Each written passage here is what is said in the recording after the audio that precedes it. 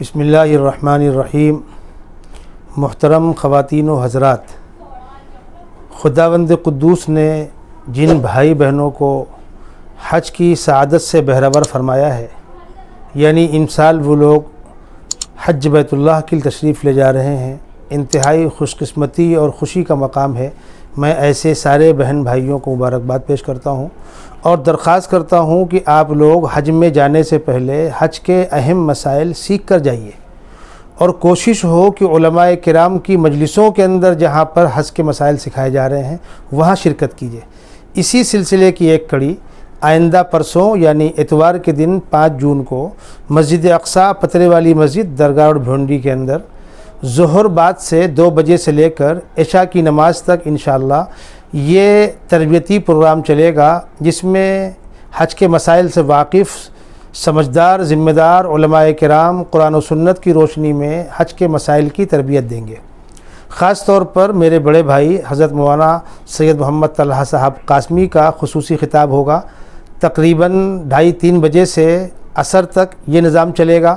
عصر کے بعد تھوڑا معمولی وقفہ ہوگا مردوں کے لیے چائے پانی کا، اور عصر سے مغرب کے بیچ میں خواتین کے لیے خصوصی پروگرام ہوگا۔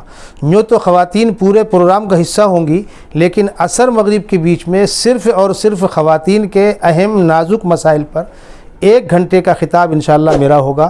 مسجد کے پورب جانب جو مدرسے کی عمارت ہے اس میں مستورات کی نظم ہے۔